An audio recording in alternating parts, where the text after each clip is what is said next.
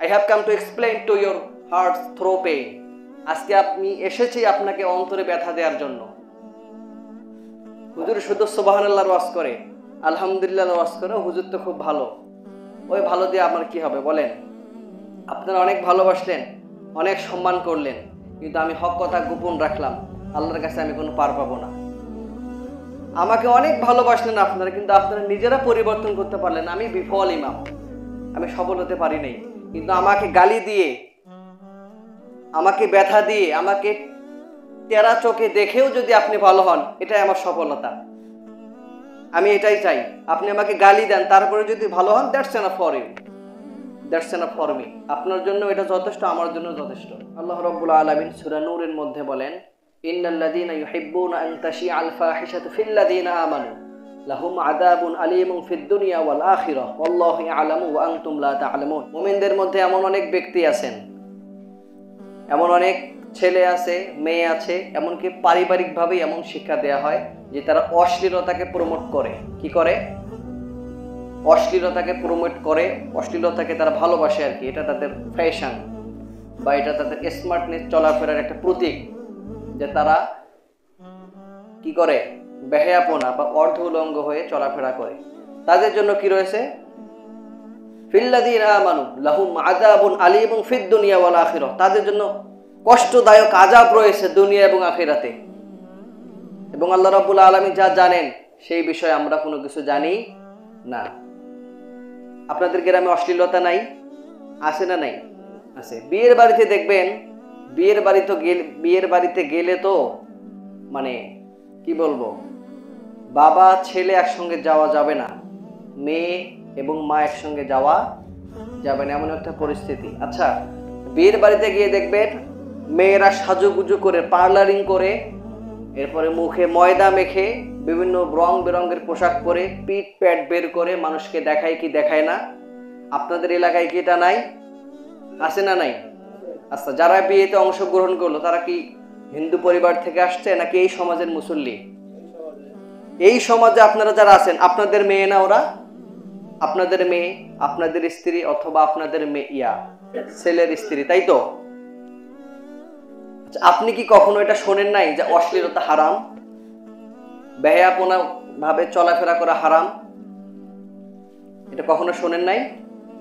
আপনার স্ত্রীকে কখনো বলছিলেন এটা? আপনার মেয়েকে কখনো বলছিলেন? আপনার ছেলের স্ত্রীকে কখনো বলেছেন যে মা, বিয়ের বাড়িতে গেলে সাজুগুজু করে যাওয়া যাবে না, পর্দা করে যেতে হবে, স্মার্টলি পোশাক পরে তাতে অসুবিধা নেই, কিন্তু বেহায়াপনা যেটাকে বলে, অর্ধ উলঙ্গ যেটাকে বলে, এভাবে বেহায়াপনা ভাবে যাওয়া যাবে না? আপনি কি বুঝাইছেন? You are a bad father. আপনি একজন ব্যর্থ বাবা। কেন? আপনি শুধু নামাজ পড়েন, এ বিষয় সামনে আসবে। আপনি শুধু নামাজ পড়েন, শুক্রবার দিন এসে যান, আল্লাহু আকবার, শেষ। কিন্তু আপনার স্ত্রীকে যে পর্দায় রাখতে হবে, এটা আপনি কয়দিন বুঝাইছেন? আপনি বুঝাতে পারেন না, আপনি ব্যর্থ। জন্ম দিলেই বাবা হওয়া যায় না। জন্ম দিলেই কি বাবা হওয়া যায়? জন্ম দেওয়ার শক্তি আল্লাহ রাব্বুল আলামিন প্রত্যেকটা ব্যক্তিকে দিয়েছেন, কিন্তু বাবা হিসেবে যে কিছু দায়িত্ব আছে, এগুলো যদি আপনি পালন করতে না পারেন, তাহলে আপনি বাবা হয়ে যে হক আপনার উপরে রয়েছে, এগুলো আপনি আদায় করতে পারলেন না। তার মানে কি আপনি এখনো বাবা হওয়ার যোগ্যতায় রাখেননি। মুসলিম পরিবারে, মুসলিম পরিবেশে একজন মেয়ে কিভাবে পেট পিট বের করে মানুষের সামনে যায় বলেন? আপনি বাবা, আপনিও তো আপনার মেয়েকে খারাপ নজরে তাকান। আপনি মন খারাপ করলে অসুবিধা নেই। একজন মেয়ে, যুবতী মেয়ে যখন অর্ধ উলঙ্গ হয়ে মানুষের সামনে যায়, তখন বাবা কি তার দিকে সঠিক নজরে তাকাতে পারবে? আপনিও আপনার মেয়েকে খারাপ নজরে তাকান, এটাই right. I have come to explain to your hearts through pain. আজকে আমি এসেছি আপনাকে অন্তরে ব্যথা দেওয়ার জন্য। হুজুর শুধু সুবহানাল্লাহর ওয়াজ করে, আলহামদুলিল্লাহর ওয়াজ করে, হুজুর তো খুব ভালো। ওই ভালো দিয়ে আমার কি হবে বলেন?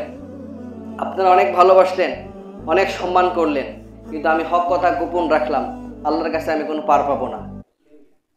আমাকে অনেক ভালোবাসলেন আপনারা, কিন্তু আপনারা নিজেরা পরিবর্তন করতে পারলেন। আমি বিফল ইমাম, আমি সফল হতে পারি নাই। কিন্তু আমাকে গালি দিয়ে, আমাকে ব্যথা দিয়ে, আমাকে টেরা চোখে দেখেও যদি আপনি ভালো হন, এটাই আমার সফলতা। আমি এটাই চাই। আপনি আমাকে গালি দেন, তারপরে যদি ভালো হন, that's enough for you, that's enough for me. আপনার জন্য এটা যথেষ্ট, আমার জন্য যথেষ্ট। এগুলো একটু অনুধাবন করার চেষ্টা করেন। ওই যে মসজিদে আসা লাগে আসি, নামাজ পড়া লাগে পড়ি, কথা শোনা লাগে শুনি, চলে গেলাম, এটাই কি জীবন? কতদিন এভাবে চলবে বলেন তো? পরিবর্তন কি হতে হবে না? আপনি কি কবরে যাবেন না? আপনাকে কি কবরে প্রশ্নের উত্তরের সম্মুখীন হতে হবে না? আপনার কবরে কি 99টা সাপ আসবে না? সবাই আসবে। প্রত্যেকটা জিনিসের হিসাব আপনাকে ওই কঠিন কিয়ামতের দিন দিতে হবে। যে ব্যক্তি যাররা পরিমাণ ভালো কাজ করে, এটা ওই দিন দেখতে পারবে। যে ব্যক্তি যাররা পরিমাণ খারাপ কাজ করে, সেটা ওই দিন দেখতে পারবে।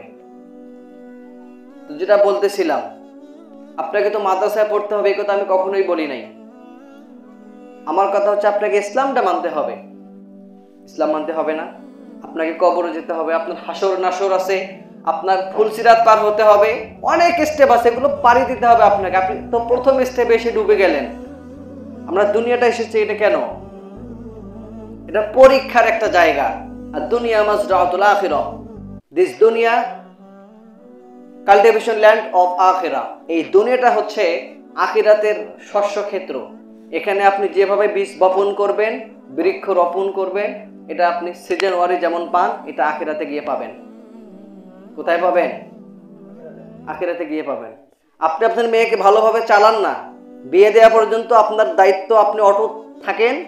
আপনি আল্লাহ রাব্বুল আলামিনের কাছে হিসাব দেওয়ার ভয়ে একটু তাকে ভালো করে রাখেন। বিয়ে দেওয়ার পরে যখন আপনার মেয়েটা অন্যের ঘরে চলে যাবে, তখন ওই দায়িত্ব দেখবেন আপনার জামাই। সে যদি তাকে খারাপ পথে নিয়ে যায়, তার হিসাব সে দিবে। আপনি বেঁচে যান না কেন? পৃথিবীতে আমরা এমন ভাবে চলি, নিজে বাঁচলে বাপের নামে একটা কথা আছে না? এত ভাবে চলি, এমন একটা কথা বললাম যা স্বার্থপর হয়ে গেলাম। অনেক জায়গায় মানুষ কাজে নাম দেয়, আমি দিলাম না, বেঁচে গেলাম। সবাই কাটা দেয়া রাস্তা দিয়ে হেঁটে যায়, আপনি একটু সাইড দিয়ে গেলেন, নিজে বেঁচে গেলেন। এত প্রচেষ্টা করেন বেঁচে যাওয়ার জন্য, ওই দিন বেঁচে যাওয়ার জন্য কি করছেন বলেন?